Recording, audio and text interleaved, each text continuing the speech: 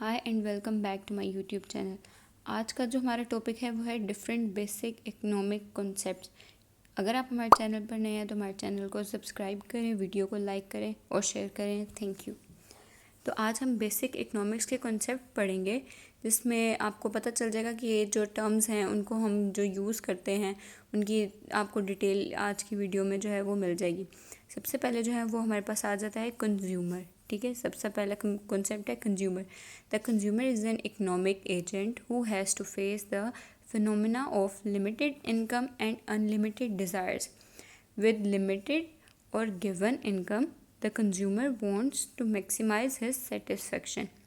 अच्छा, इसमें ये है कि जो कंज्यूमर जो है वो इकोनॉमिक एजेंट होता है जिसको फेस करनी पड़ती है ये सिचुएशन कि उसकी इनकम तो लिमिटेड होती है, मगर उसकी जो डिज़ायर्स है ना, ख्वाहिशात हैं, वो अनलिमिटेड होती हैं। मगर वो अपनी गिवन इनकम में, जो उसके पास एक स्पेसिफिक इनकम होती है मंथली, जो उसकी एक इनकम होती है, मगर वो उसमें भी अपनी जो है मैक्सिमाइज़ करना चाहता है, अपनी ख्वाहिशात को मैक्सिमाइज़ करने की कोशिश करता है अपनी लिमिटेड इनकम में। ठीक है, ये इसको हम कहते हैं कंज्यूमर, और इसको हम स्टडी करते हैं। इसको इकोनॉमिक्स में हम कंज्यूमर कहते हैं, जो कि अपनी ख्वाहिशात जो है वो मैक्सिमाइज़ करता है अपनी लिमिटेड इनकम में। तो ये है हमारे पास कंज्यूमर की एक्सप्लेनेशन।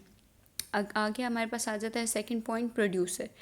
प्रोड्यूसर क्या है? प्रोड्यूसर जो है is an economic agent who is engaged in production for which he has to employ different inputs like labor, capital, raw material, and land, etc. Like consumer, producer or firm also wishes to attain equilibrium. अच्छा, producer जो है ना वो क्या है? वो भी economic agent है जो कि प्रोडक्शन करता है, प्रोडक्शन डिफरेंट चीज़ों की करता है। ठीक है, उसके लिए वो क्या करता है कि वो डिफरेंट इनपुट्स जो है उनको वो हायर करता है। वो इनपुट्स क्या हैं? लेबर है, कैपिटल है, रॉ मटेरियल है और लैंड है। ठीक है, इनको हायर करके वो चीज़ प्रोड्यूस करता है और उसको फिर मार्केट में वो सेल करता है, जो कि कौन लेता है? कंज्यूमर लेता है। ठीक है, वो अपनी वांट्स को, अपनी ख्वाहिशात को मैक्सिमाइज़ करने के लिए लेता है। ठीक है, थर्ड आ जाता है हमारे पास factors of production and distribution. अब इसमें हम पढ़ते हैं कि फैक्टर्स ऑफ प्रोडक्शन और डिस्ट्रीब्यूशन इनकी क्या है। In economics we have 4 factors of production. ठीक है, हमारे पास 4 फैक्टर्स हैं, like labour, capital, land, entrepreneur.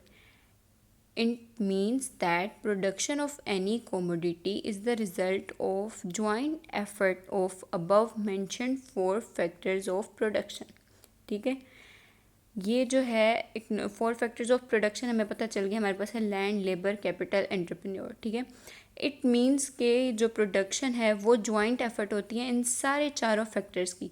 It is the entrepreneur who starts the process of production by employing 3 remaining factors of production. अब ये जो बिजनेसमैन है ना, ये तीनों, जो एंटरप्रेन्योर होता है, बिजनेसमैन होता है, वो इन तीनों फैक्टर्स को जो है वो उनका जो है अपनी प्रोडक्शन में यूज़ करता है।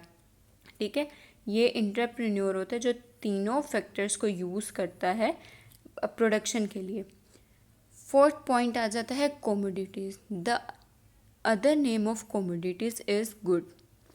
The commodities or goods are the products having physical existence, as the case of wheat, rice, automobiles, furniture, carpets, bed, electronics, etc. ठीक है, अच्छा, ये जो हमारे पास जो commodities है ना, उनको हम उसका गुड्स को, जो उसका दूसरा नाम है गुड्स, और गुड्स जो होती हैं उनको हम बोलते हैं चीज़ें, अशिया, थिंग्स। ठीक है, द कमोडिटीज़ जो है वो चीज़ें होती हैं जिनकी फ़िज़िकल एग्जिस्टेंस हो, जैसे कि राइस हो गए, ऑटोमोबाइल्स होगी, फर्नीचर, कारपेट, बेड, इस तरह आप कोई भी एग्जांपल दे सकते हैं। द कमोडिटीज़ में be necessities as well as luxuries.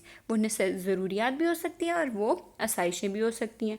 Commodities which directly satisfy human wants are consumer goods, while commodities which produce further goods are called producer goods। जो डायरेक्टली सेटिस्फाई करें ह्यूमन वांट्स को, उसको हम कहते हैं consumer goods, और वो goods जो जिनसे आगे हम फर्दर गुड्स प्रोड्यूस करें उनको हम कहते हैं प्रोड्यूसर गुड्स। फिफ्थ पॉइंट पे आ जाते हैं income. The concept of income represent the earning on the part of any person and other factors of production. ठीक है, अच्छा, ये जो एक इनकम है ना, वो एक किसी भी पर्सन की या किसी और फैक्टर्स ऑफ प्रोडक्शन की जो है वो इनकम शो करती है monthly. For example, if a factory worker gets the salary of ₹15,000 per month as well as 6,000 bonus per year. ठीक है, अब एक फैक्ट्री पर्सन जो है वो 15,000 उसकी महीने की सैलरी है और 6,000 उसको ईयरली बोनस मिलता है। Then his monthly income will be 15,500। ठीक है, उसकी मंथली इनकम जो है वो हम कैलकुलेट करते हैं वो 15,500 है। Again, rent earn by the owner of the land, house, shop and factory also represent income of the owner.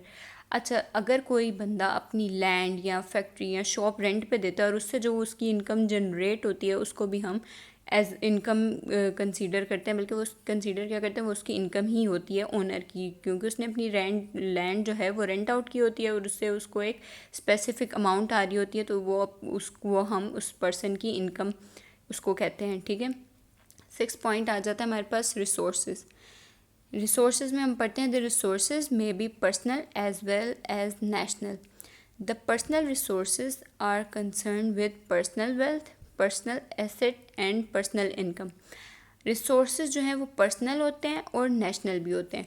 Personal में जो है हम पर्सनल एसेट, पर्सनल इनकम को मतलब कंसर्न होता है, where as national resources are concern with the whole nation. और national resources जो है ना वो होल नेशन को कंसर्न करते हैं। ठीक है, इसमें हम होल नेशन की रिसोर्सेज देखते हैं, और पर्सनल में हम सिर्फ पर्सनल रिसोर्सेज देखते हैं, पर्सनल इनकम देखते हैं किसी एक स्पेसिफिक या बंदे की, उसकी इनकम देखते हैं। और नेशनल रिसोर्सेज में हम ओवरऑल देखते हैं। अगर हमारी वीडियो आपको अच्छी लगी तो हमारी वीडियो को लाइक करें, शेयर करें।